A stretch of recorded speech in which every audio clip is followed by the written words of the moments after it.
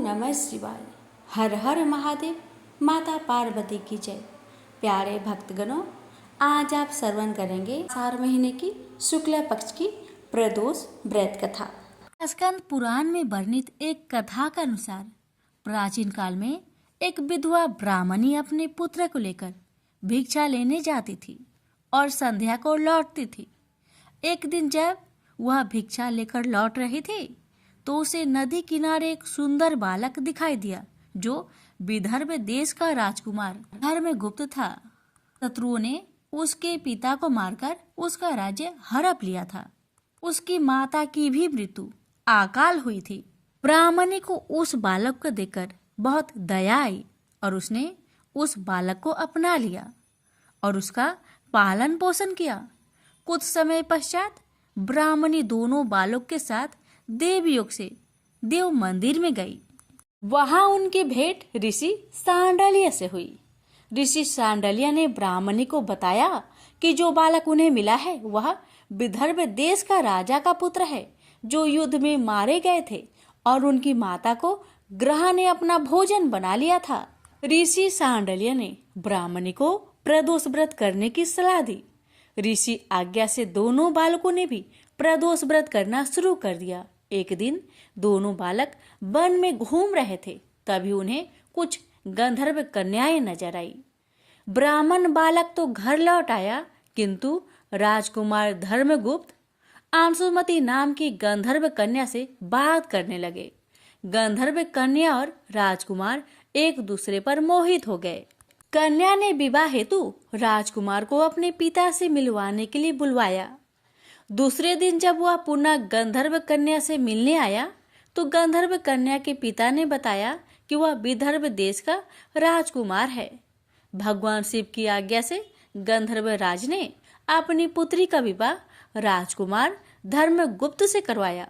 इसके बाद राजकुमार धर्मगुप्त ने गंधर्व सेना की सहायता से विदर्भ देश पर पुनः आधिपत्य प्राप्त किया।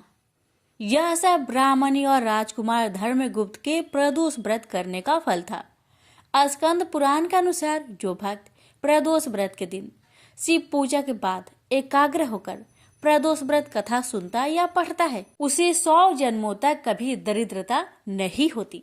प्रेम से बोलिए उमापति शंकर भगवान की जय। एक समय की बात है कि बहुत वर्ष पूर्व ऋषि मुनि भगवान को पाने के लिए कठोर तपस्या करते थे। यह तपस्या कैसी रहती थी? एक पांव पर खड़े होकर नमस्कार की मुद्रा में भगवान का नाम जप करना, पानी में नमस्कार की मुद्रा में खड़े रहकर अखंड भगवान का नाम जप करना, हिमालय जैसे पर्वत पर जाकर अत्यंत ठंड में एक ही जगह अनेक वर्ष तक बैठकर नाम जप करना, इस प्रकार तपस्या की जाती थी। तपस्या के समय न कुछ खाया जाता था न ही पिया जाता था। इसी प्रकार कठोर तपस्या करने के बाद भगवान भक्त पर प्रसन्न होकर उन्हें आशीर्वाद देते थे। इसी प्रकार भगवान शंकर को पति रूप में पाने के लिए माता पार्वती कठोर तपस्या कर रही थी। तपस्या के समय वह भगवान के चिंतन में ध्यान मग्न बैठी थी। उनकी तपस्या पूर्ण होने ही वाली थी कि उसी समय उन्हें एक बालक के डूबने की चीख सुनाई दी। माता तुरंत उठकर वहां पहुंची। उन्होंने देखा एक मगरमच्छ बालक को पानी के अंदर खींच रहा है। वह बालक अपने प्राण बचाने के लिए बहुत प्रयास कर रहा था तथा मगरमच्छ उसे खाने का प्रयास कर रहा था। अंततः करुणामयी माता पार्वती को बालक पर दया आई। माता ने मगरमच्छ से निवेदन करते हुए कहा, बालक को छोड़ दो, इसे आहार न बनाओ। उस पर मगरमच्छ बोला, माता यह मेरा आहार है। मुझे हर छठे दिन भूख मिटाने के लिए जो पहले मिलता है वह मेरा आहार होता है। मेरा आहार ब्रह्मा ने निश्चित किया है।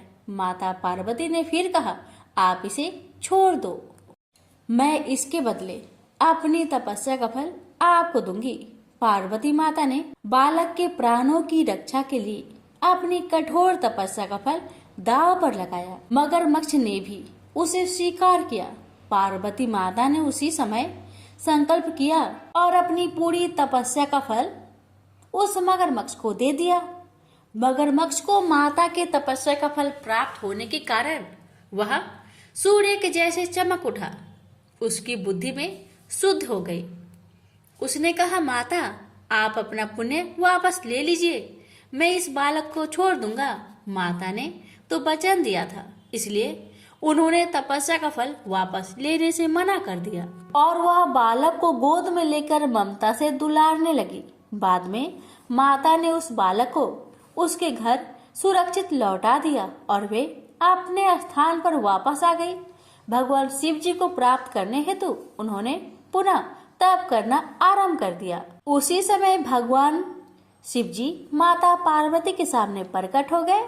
भगवान शिव जी उन्हें बोले, पार्वती, अब तुम्हें तप करने की आवश्यकता नहीं है। हर प्राणी में मेरा ही वास है।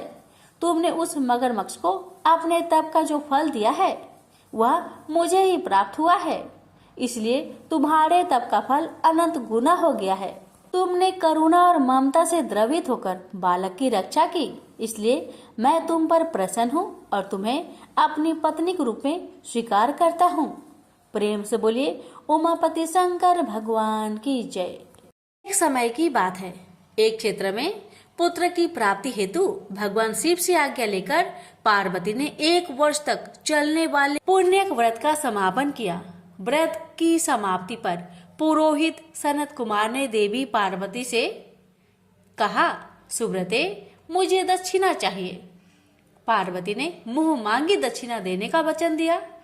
फिर क्या था, पुरोहित बने सनत कुमार ने अस्वाभाविक दक्षिणा की याचना की।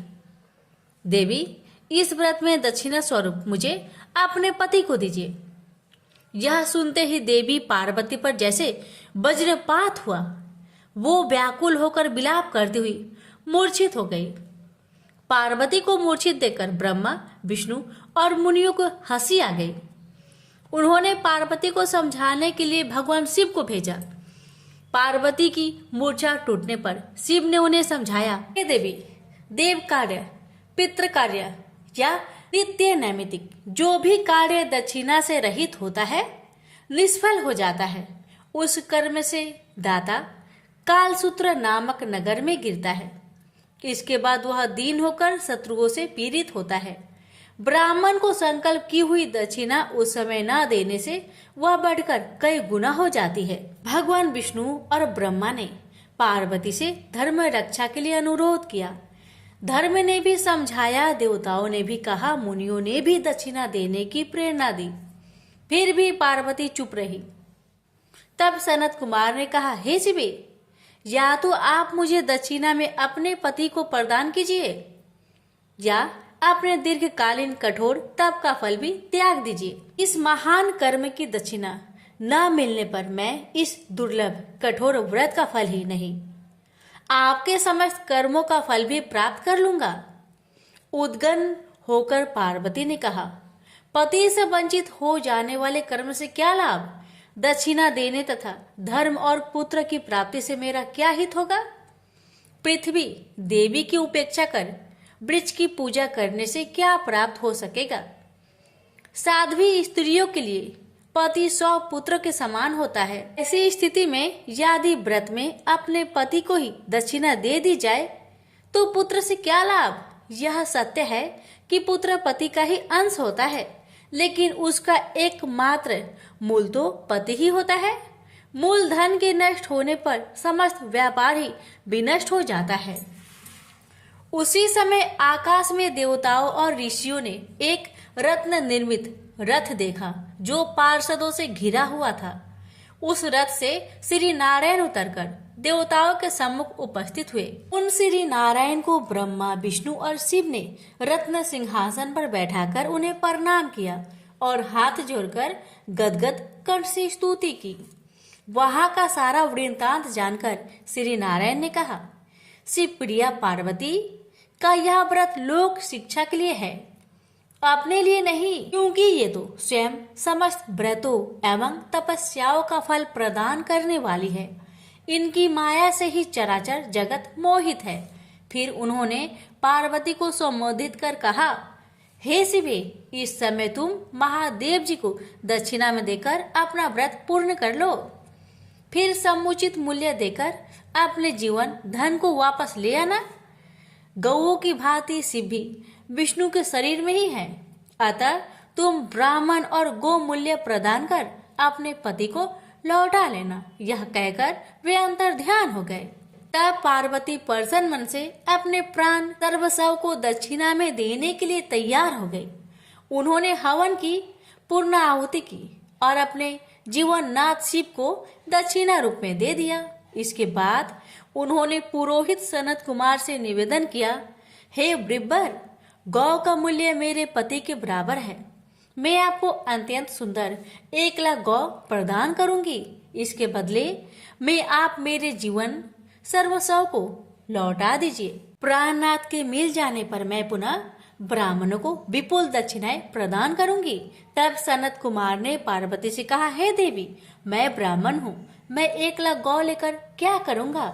इस दुर्लभ रत्न के सामने 1,00,000 गौ की क्या तुलना है? मैं इन्हें साथ लेकर त्रिलोक में भ्रमण करूंगा। उस समय समस्त बालक उन्हें देखकर प्रसन्नता पूर्वक ताली बजा बजाकर अट्ठास करेंगे। कहने के साथ ही सनत कुमार ने भगवान शिव को अपने पास बैठा लिया। यह सुनकर पार्वती जलहीन मछली की भांति छटपटाने लगी। उन्होंने मन ही मन सोचा, कैसा दुर्भाग्य है मेरा कि मुझे ना तो अभिष्ट देव का दर्शन ही हुआ और ना ही व्रत का फल प्राप्त हो सका। आधीर होकर वे अपने प्राण त्यागने के लिए प्रस्तुत हो गई। अकस्मात उसी समय आकाश में तेज समूह प्रकट हुआ। उस तेज समूह को देखकर पार्वती ने उससे अपने ऊपर दया करने को कहा और उस महान तेजो राशि के मध्य विश्व मोहन श्री कृष्ण स्वरूप का दर्शन किया। ऐसे भुवन मोहन अनूप रूप को देखकर भगवती पार्वती उसी के सदृश पुत्र की कामना करने लगी और उसी क्षण उन्हें वह वर भी प्राप्त हो गया। तदंतर वह तेज वही तिरोहत हो गया। तब देवताओं ने ब्रह्मा पुत्र सनत कुमार को समझाया। सनत कुमार ने दिगंबर शिव को उनकी प्राणेश्वरी पार्वती को लौटा दिया। तो प्रेम से बोलिए उमापति शंकर भगवान की जय। शिव जी की आरती। ओम जय शिव ओंकारा, स्वामी जय शिव ओंकारा, ब्रह्मा विष्णु सदा शिव अर्धांगी धारा। ओम जय शिव ओंकारा, स्वामी जय शिव ओंकारा, एकानन चतुरानन पंचानन राजे, हंसानन गरुरासन वृषवाहन साजे।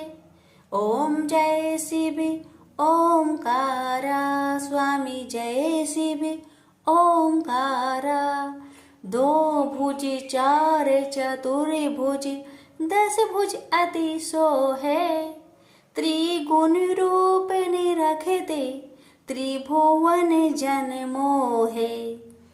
अच्छी माला बने माला मुंड माला धारी, त्रिपुरारी कंसारी करे माला धारी। श्वेतांबर पीतांबर बाघंबर अंगे, सनकादिकी गरुणादिकी भूतादिकी संगे। कर के माध्य का मंडलु चक्र त्रिशूली धारी, सुखकारी दुखहारी जगपालनकारी। ब्रह्मा विष्णु सदा शिव जानत अविवेका, मधु के टप दो मारे सुर भयहीन करे। लक्ष्मी व सावित्री पार्वती संगा, पार्वती अर्धांगी शिव लहरी गंगा। पर्वत सोहे पार्वती शंकर कैलासा, भांग धतुर का भोजन भस्मी में वासा। जटा में गंग बहत है गल मुंडन माला, शेष नाग लिपटावत ओढ़त मृगी छाला। काशी में विराजे विश्वनाथ नंदी ब्रह्मचारी, नीत उठ दर्शन पावत महिमा अति भारी। त्रिगुण स्वामी जी की आरती जो कोई नरे गावे, कहत शिवानंद स्वामी मनवांछित फल पावे। ओम नमः शिवाय, हर हर महादेव, माता पार्वती की जय।